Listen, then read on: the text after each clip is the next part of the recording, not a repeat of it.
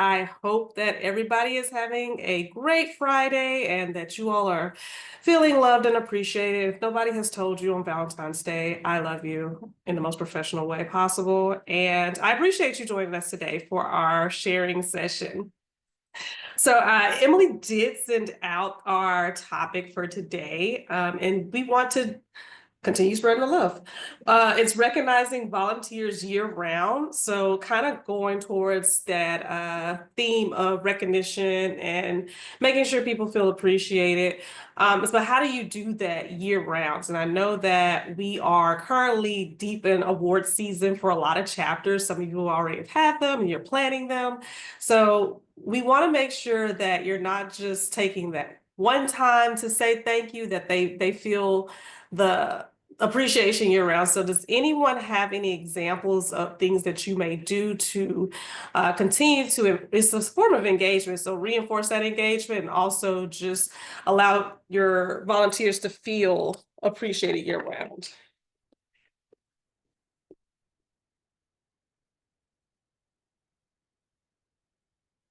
Anybody?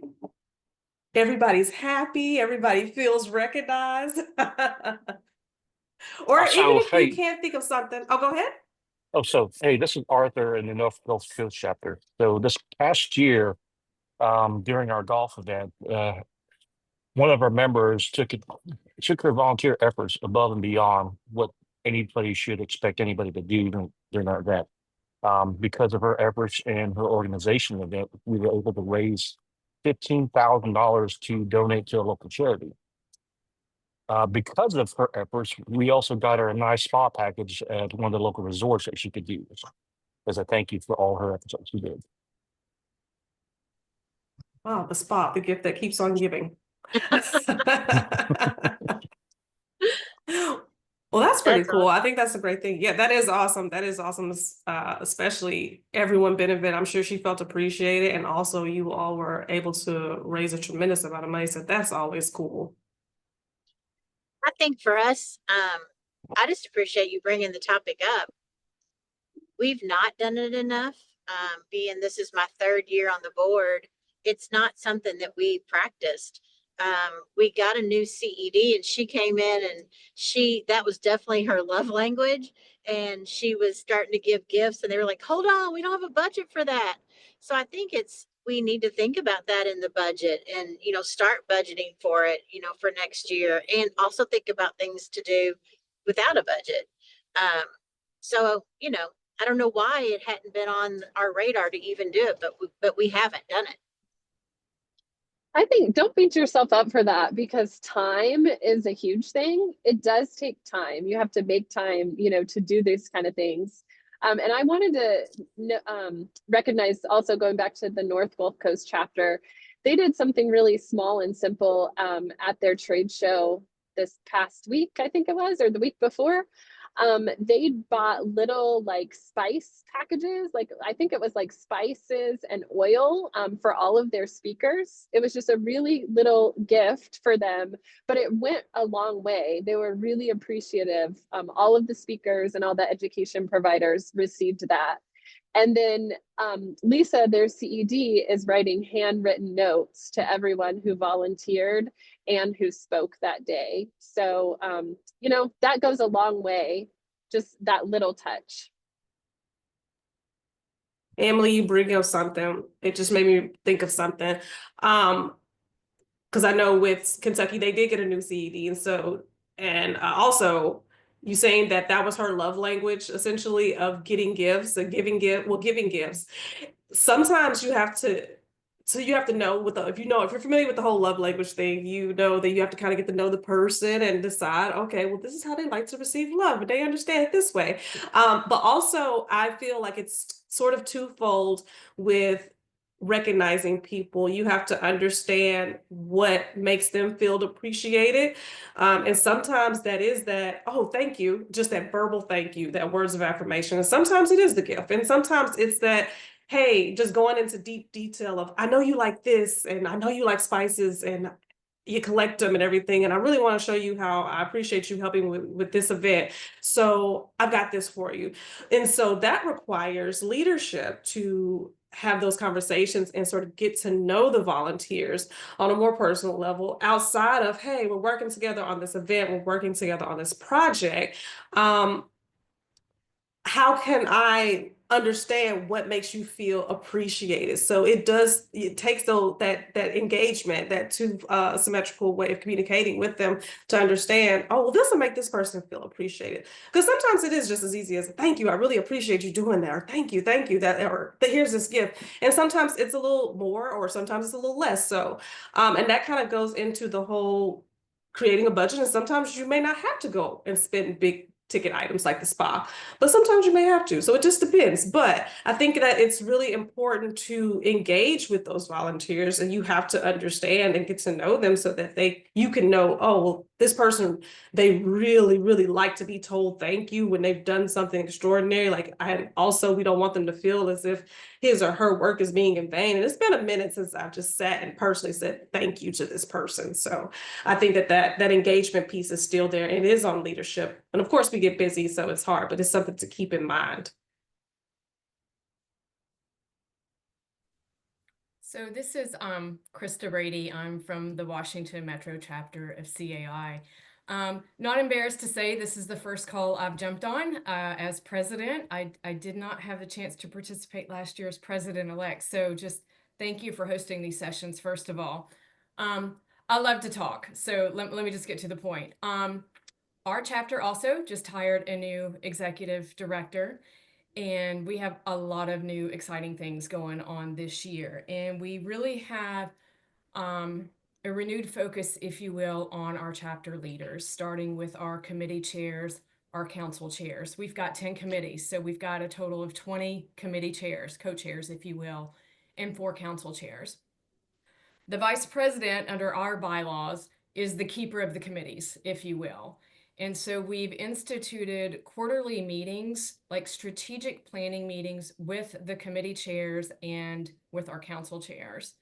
And then as part of that initiative, right, the leaders on the board are making a dedicated effort to just pop in on those committee meetings when we can. It's divide and conquer, right? So jump on the committee meetings that we can, simply for the reason of thanking the committees for the work that they do. That in itself, that costs nothing. It's 5 minutes of your time, and it goes a super long way with those volunteers. And then, of course, we have the more traditional approach of recognizing our community volunteers, right? We have our annual awards dinner, and then we've incorporated a larger awards show in our Jumpstart January event. And that features not only awards winners, but it features, the spotlight is on all of our committees, and each of the committee co-chairs have an opportunity to speak before the attendees of that event. This year we had 420 people attend. And for us, it's like the more attention we can put on our leaders, the better. Give them the speaking opportunities when you can, feature them in your social media publications, and then of course your monthly or quarterly magazine publication if you have one. So I just said a lot, but maybe that'll kickstart some more conversation amongst the group about what's going on at your chapters. As having been at Krista, I was there at Jumpstart January. I got to see everything, and having been there, like the committee chairs had fun with it too. So when they went up and kind of gave their spiel to try to draw people in, they had a good time. They were up there usually with a partner, and then everyone was real honored coming up with the awards. And so I think that was a really good feeling to start the year off and to recognize those who really put in last year. Appreciate that feedback. So now our challenge is, continuing that momentum that was built at JSJ all throughout the year. Yep. Yeah, and that can be kind of challenging, especially towards the middle of the year. Things start to rev up. It's like, okay, but you don't want to lose focus of that, because we all, to some degree, want to feel appreciated for our efforts, especially as volunteers. Just throughout the year at some point. And it's not to say, oh, every Wednesday we've got to thank the same person, but you want to make sure that you spread that love out there. So, all right, does anyone else have anything they would like to share, anything they can think of, or something that maybe you've got a brainstormed idea right now, and it's something you might want to toss around and see if we can help and something we can collaborate on. Have any ideas? Hey, Alicia, I was Yeah. going to share. I was going to share one thing that we do in an organization that I volunteer with. I happen to be for that organization, the dream team. I don't know what you call it, but I'm the person that thanks everyone to make sure that volunteers feel recognized, actually. And one of the things that we started doing is people love, I mean, they love to hear thank you, but a lot of times we love to see our faces, you know? And so we've started doing a highlight on social media once a week. And it's a dream team spotlight. So we spotlight a dream team member. We just tell what they do to serve with our organization, and then we get a little quote from them that says why they like to serve. And it's been really, not only does it recognize the volunteer, but it really does showcase how you can volunteer within the organization. People share that post and they comment, and it's just been really well received. That sounds very cool and also low cost. Yes, nothing, just a little bit of time. Yep. Just some time, just some time. You create the template and put their face and their picture in there, and boom, you've got it. All right, any other ideas? Well, one thing I did just think of, oh, go ahead. Nope, you go ahead. You sure? Yep, I have a follow-up Okay. question once you get done. Well, I did just think of it because myself and just I'm trying to put myself in the frame of, okay, how do you like to be things like that? And I know sometimes it can, in organizations that I also volunteer with, it's easy to thank the people that are really out there and up front and you see them, but also you don't want to forget to thank those people who may not be quite as visible. I know I volunteered for this play when I was in college, and it was, of course, I wasn't about to be on stage, but I was doing the stuff in the back. And like nobody, unless you saw my name in the program, you wouldn't have known that I was back there, which was fine with me.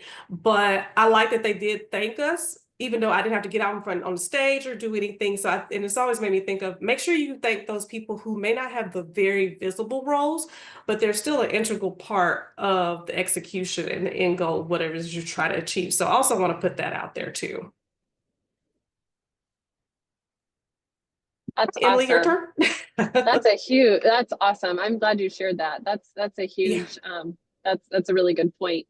I was just going to ask the group if they can remember a time when they were thanked with either with this organization or with another organization that they volunteered with, and what that looked like. Was it a note? Was it just a thank you? Did someone go out of their way to, you know, show appreciation to you? So one, what was that? Tell us about that. And then two, like, how did that make you feel?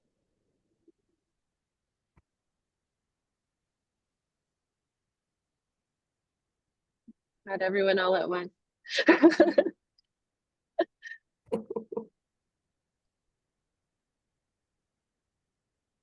Well, Well, like you had said, I've been in many organizations and we've done a lot of the fun thank yous and spices or, you know, little trinkets that, you know, are very affordable. I just hadn't seen it in, you know, with CAI, with our local group, that hadn't been the culture. So I think that might be something I could start doing. Because it does make you feel good. It does make you feel a part of team. Makes you feel appreciated that someone does notice the small things that you do. That it's not just a job, that it's not just a task, you know, that we're all there striving to do.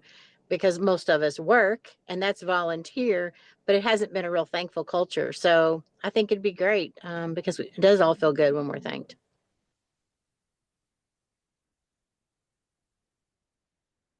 I guess for those chapters that haven't really done that, I guess I feel like a campaign is coming on, creating a culture of thanks. I Yeah. wrote that in my notes. Yeah. We just don't think about it. We're always about business.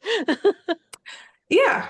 And it's understandable, but also you have to you kind of, it's one of those things that in your mind, you're like, oh, I'm really happy that she did this for me and she got that done. But you're in that grind mode because, of course, you have other things that you have to do. You have full-time positions, you have to work, and this is something that you do, you volunteer for. But it's like, okay, well, next thing, let me go ahead. And then next thing you know, you've got 5 projects done and nobody's been thanked. So, and I don't think that it's intentional. It's just that you get caught up in that grind of, all right, we've got to get this done. We're busy. We got to get that done. We got to get this done. And it kind of falls under the radar. And it's not to say that it should be the thing that's number one prioritized, but it should be prioritized because you want to keep that momentum going of people wanting to engage and they want to actually volunteer their time and they want to feel that what they contribute to the task or the role or the position or the event, it's appreciated and also it's meaningful. I'm loving all the suggestions about getting it out on social media, because social media, I mean, we strive to get anything out of social media for us. So this would be a great way to feature that, and I love the comment on having people say what they do to volunteer, how they volunteer, how they get involved with volunteering, to give people ideas to bring forward.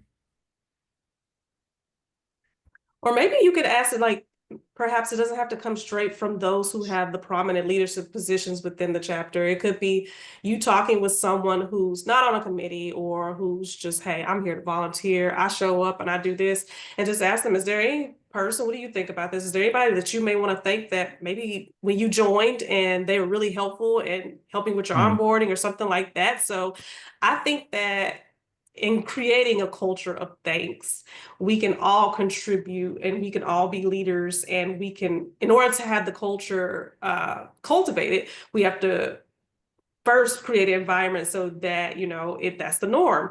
And from there, that requires not just everybody who has these leadership titles, but everyone to think, okay, yeah, this is our culture. We all thank each other. Even the person who doesn't have a title, they show up and they just come, and maybe they went and they picked up these flowers bouquets to have at this event, and they just did it because somebody asked, but they're now a committee chair. So I think that goes into creating that culture of thanks as well. If you started with them though, and before you did it with the committee chairs on the board, were you going to build up some resentment from the people who? Oh, yeah. We first have to, we've got to start somewhere and then spread out, but also, and that's I think a greater scale of having a bigger culture of things within the chapter. So, you got to work to that part, but no, big point, because we don't want hurt feelings, because we all have feelings and emotions. We need to acknowledge that, but yes, we don't want there to be any animosity in the culture of things. Yeah, because most of and I'm sure everybody on this screen here is a president or president-elect. Most of us did a good job volunteering, became a committee chair, did a good job as committee chair, became on the board, member of the board, was promoted to leadership in the board, and that's why we're here. And that's the way the chapters traditionally have thanked people, is here, have more work. So maybe do something a little different. I like this idea. And this is a timely discussion because I actually just recalled April is Volunteer Appreciation Month. There's a week in there too. There's a Volunteer Appreciation Week like that. It's really highlighted that week. But you have a little bit of time to think about it and maybe talk with your CED about some things that you could really do in the month of April to recognize volunteers.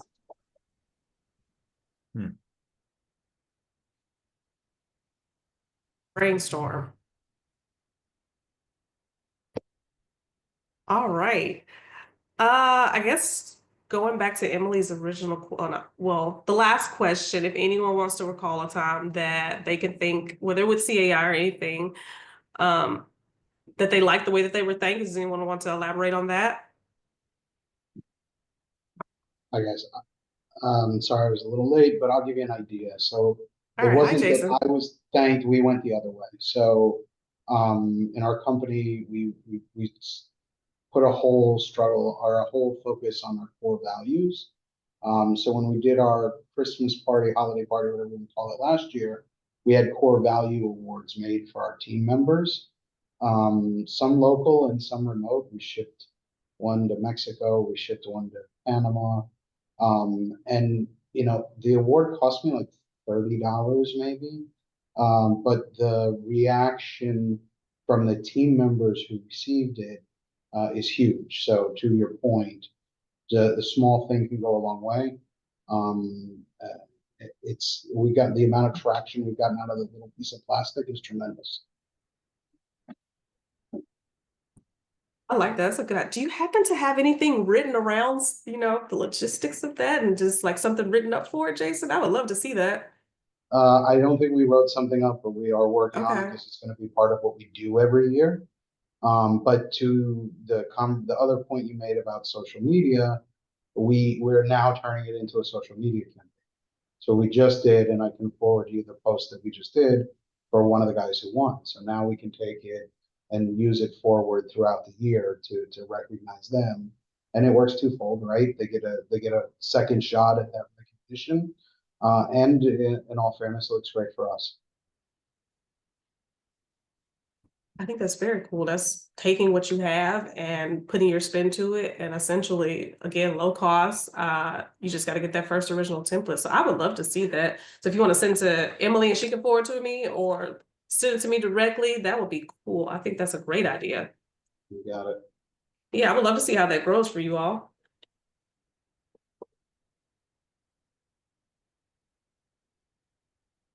All right. Did anyone think of anything else? If not, I'll open up the floor to just general questions. If you all had anything for this month's session that you want to discuss. Hey, Alicia. Yes, I have ma'am. I had another thought. It was spurred on by something Drew said, and he said something about you do a good job, you get asked to do more work, like kind of you move up in the organization. And well, yes, that's true. And we definitely want that because, that's a chance for the cream of the crop like you all to rise to the top. But it did get me thinking in another organization I volunteer with, how one time I felt very dishonored. And it was when I had given them a notice that I was ready to step down in a leadership role and I needed help filling that position. And I had some ideas, but I needed to see what kind of direction they wanted to move in to fill my position. And so that just got me thinking in this realm. I think something to honor your volunteers is to make sure that if they're getting burnt out, that you're supporting them and that you're helping them find people to step into their roles. So not letting them get burnt out, I guess. I know I said a lot there too. Krista, I can talk too. So I just said a lot, but that's kind of where my no, that was great, Emily, because we actually have this happening right now with one of our long time committee chairs, actually, of our conference and expo. The guy's been doing this for many, many years, and he's just at a point in his career where he feels he no longer has the time that's required of him to give 100% to the conference and expo committee. And so when we went through at the end of last year, we went through an open call for candidates for individuals that were interested in being a committee co-chair. There were several individuals that we didn't really have homes for, or their first pick, if you will, didn't work out. And we were able to fill some other holes. And so for this individual who's ready to step down, we were able to bring in a newbie, if you will, to shadow him for 3 months, go through our conference and expo that's happening in less than 30 days. And then he can bow out gracefully, but we set up a transition process to make it happen and ensure stability of that committee moving forward. I love that. And that's super honoring because in my situation, they ignored me, and it was another year I served in that role. And that was difficult. Yeah. So I think that's great, Krista. Awesome.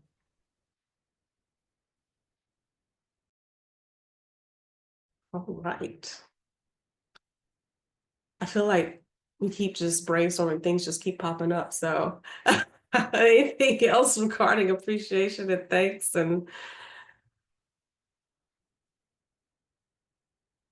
All right, now, if there are any other topics or things that you all wanted to dive into before we end, I do want to allow you all that time. If there's anything that was pressing or you want to throw out there to the group, if anyone wants to unmute.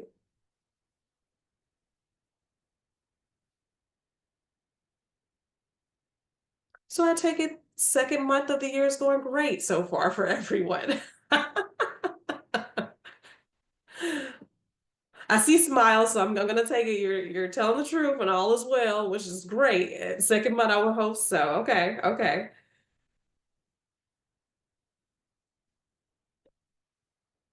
All right. Well, I did have some reminders I wanted to go through, and again, but we still have some time. So if you think of something that you need to address or ask before we log off, please let me know.